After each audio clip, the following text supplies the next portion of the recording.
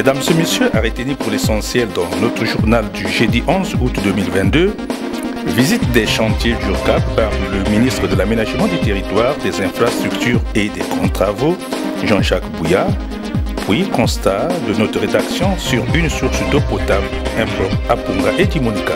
Bienvenue à tous.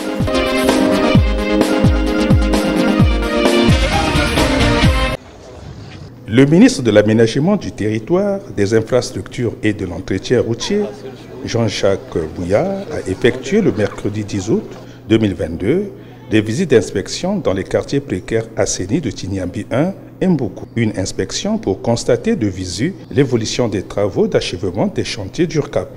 À Tignambi 1, dans l'arrondissement 4 Luanzili, le ministre accompagné des autorités locales et les techniciens d'URCAP a visité le pont sur la rue Munzombo, l'école primaire Bernard Moutou Mavungu réhabilitée et le marché domanial du quartier Culotte. Des infrastructures ayant captivé l'attention de la délégation ministérielle. À Mboukou, dans l'arrondissement 3 Tchétché, le ministre est accueilli par l'administrateur maire et les populations à visiter les kilomètres de pavage du boulevard Charles de Gaulle avant de se prêter à la presse. Quand le président était passé, le projet se poursuivait. Aujourd'hui, nous sommes venus, on peut dire, pour apprécier, puisque le projet arrive à sa clôture. Normalement, nous avons fait un prolongement jusqu'à la fin de l'année, mais en réalité, dans les délais prescrits, par tous les ouvrages restants, je pense qu'au plus tard, au 30 septembre, et peut-être encore un peu plus pour certains projets qu'on a vus là-bas, mais sinon, on est à la clôture du projet, à la satisfaction de tous. On peut dire que nous avons réalisé ce qu'il fallait réaliser. On peut donc être satisfait du travail qui est en train d'être finalisé ici. Et c'est un exemple à suivre. Ça, c'est la partie du projet effectivement financé avec l'accompagnement de la Banque mondiale, mais il faudra, vous voyez bien que ça a été une belle réussite. Nous devrons capitaliser cela, dupliquer ce projet, faire en sorte que l'expertise acquise ici serve les collectivités locales. Et nous espérons que les collectivités locales elles-mêmes, dans l'organisation, pourront poursuivre effectivement le pavage des voiries et pour faire en sorte que la précarité ne soit plus à l'ordre du jour ici. Jean-Jacques Bouya regagne Brazzaville, conscient d'une mission d'inspection bien remplie.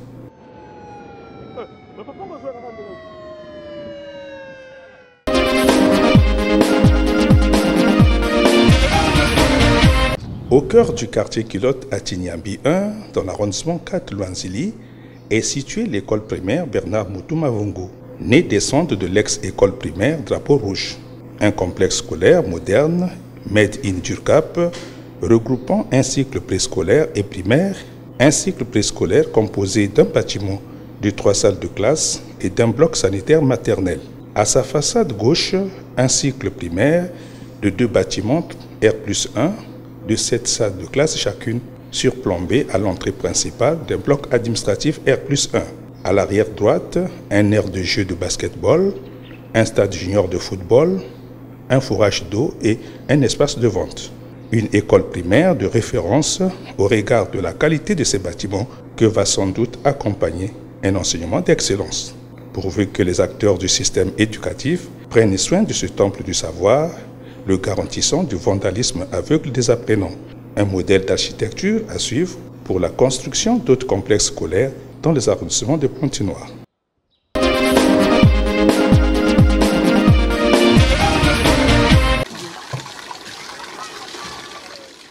Aux limites des villages Punga et Timonika, dans la sous-préfecture de Mvouti, les populations viennent s'approvisionner en eau potable sortant de ce tuyau devenu problème de santé publique à la consommation. Une eau sujette aux maladies pour ceux qui se lavent et la boivent. Un point d'eau aménagé par les populations de ces 2 villages manquant de suivi et d'entretien des donateurs. En faisant le déplacement de ce cadre hydraulique, nous avons recueilli certaines réactions.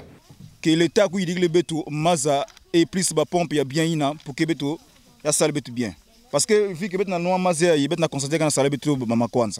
c'est de nos efforts qu'est née cette source d'eau potable. Nous venons de Punga et d'Imonika pour nous approvisionner en eau. Une bonne eau qui devient impropre à la consommation, des particules qui sortent de ce tuyau provoquent des démangeaisons et des lésions de peau de tout genre.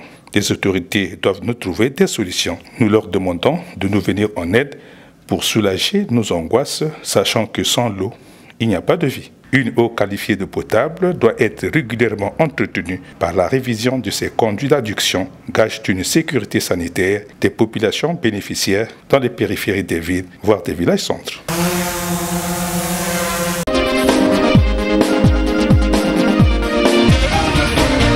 En laissant les bistouris pour le terrain de la pratique administrative, David Stani Misiribassi, gynécologue obstétricien, a été installé le 9 août 2022 dans ses fonctions de directeur départemental de la population de Pointe-Noire. Installation faite au cours d'une cérémonie supervisée par Charles Ondonda, secrétaire général du département de Pointe-Noire, devant les corps constitués départementaux. Au menu du chronogramme, l'on retiendra la lecture du décret de nomination, l'installation du nouveau directeur départemental par le secrétaire général et la remise des outils symboliques de travail. La lecture en 12 points de la lettre de mission par le directeur général de la population, Paul Oyiremobé. La lecture et signature du procès verbal, le promu a ressorti les axes prioritaires de sa gouvernance. Mettre en œuvre les stratégies. Contribuer à l'élaboration du bulletin sur les indicateurs de santé, exécuter les programmes et participer au projet pour améliorer les taux de mortalité maternelle, tel sera notre champ de bataille. En effet, le Congo est l'un des pays de la sous-région qui a un taux de mortalité maternelle infanto-juvénile très élevé, jusqu'à ce jour.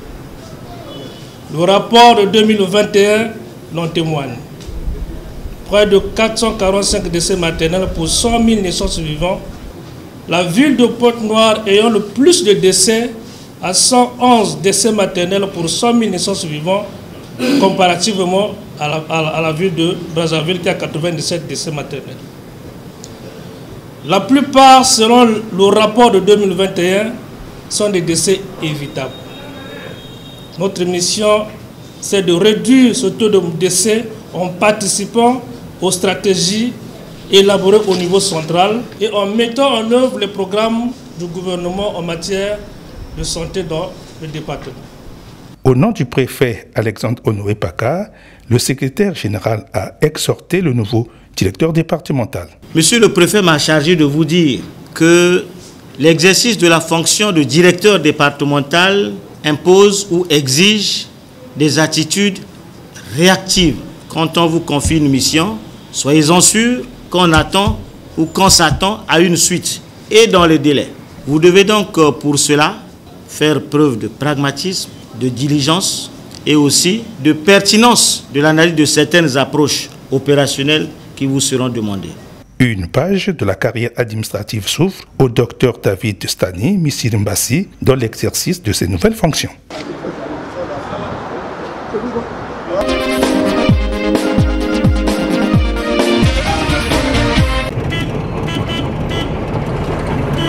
Il nous a suffi une ronde nocturne dans les stations essence de la ville de Pointe-Noire pour constater la pénurie criarde du supercarburant. De 14h à 22h54, chauffeurs de taxi peinent dans une longue file pour attendre leur tour d'approvisionnement. Aux arrêts de bus, les usagers du transport en commun tournent les puces pour avoir un bus disponible. Un phénomène qui va encore prendre du temps avant la reprise totale des activités de la Congolaise de raffinage Coraf en cycle. Spectacle désolant que décrit ce chauffeur de taxi. Le prix reste le même, mais sauf que la file d'attente est un peu longue. Pour servir tout le taxi, pour avoir le carbone, c'est difficile. Déjà, il y a des taxis qui dorment ici. Ils viennent soit à 21h jusqu'à demain à 14h. Au lieu d'obtenir même le carbone même de 12 000, ici à la pompe, ici, on nous oblige le carbone de 6 000 francs pour que tout le monde puisse avoir quelque chose. Parce que si on donne le plein dans chaque véhicule, le taux qu'on leur livre est tellement trop petit pour alimenter toute la population. Que de nuits passées à la pompe pour attendre de l'essence, à la tutelle des hydrocarbures de communiquer pour mettre fin à la rumeur publique.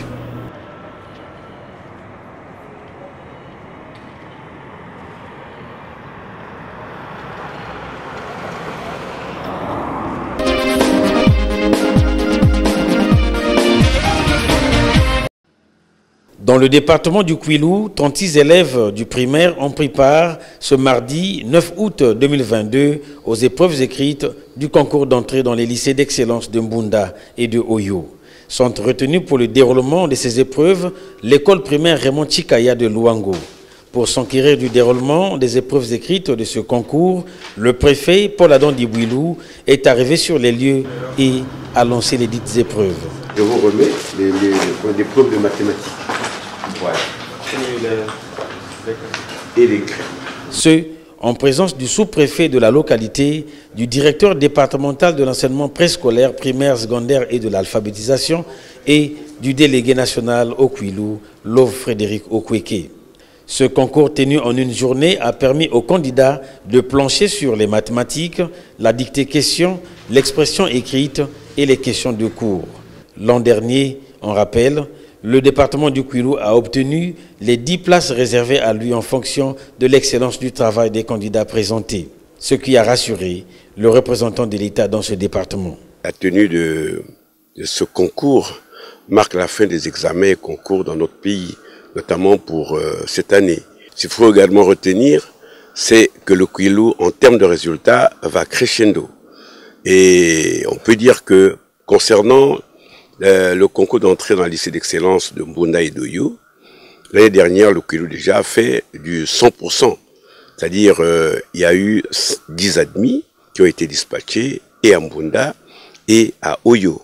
Et nous souhaiterions, n'est-ce pas, que ça soit un bon cru aussi pour cette année, parce que, comme vous l'avez suivi vous-même, les derniers résultats ont mis le Kouilou en pole position. Ça veut dire que quand l'année scolaire est bien assurée et que les enfants sont allés allègrement à l'école, ça veut dire qu'à la fin de l'année également, la moisson est toujours bonne. C'est pour ça que nous lançons un vibrant appel non seulement aux parents d'élèves, mais également à tous ceux qui ont en charge des enfants, de pouvoir exercer leur droit parental pour que les enfants aillent à l'école de manière assidue. Mais également, pour terminer, il faut féliciter non seulement le président de la République qui sous sa houlette, le gouvernement également, qui mène à bien tous les programmes et qui organise nettement à bonne date tous les examens et concours et qui fasse que les enfants, l'année prochaine, pourront effectivement être en bon droit de prendre les cours à temps. Parce que souvent, c'était des retards et autres. Mais aujourd'hui, nous pensons que nous sommes dans une cadence qui est une cadence normale. La session dernière, le Kouilou a présenté un total de 34 candidats sur le même nombre d'inscrits.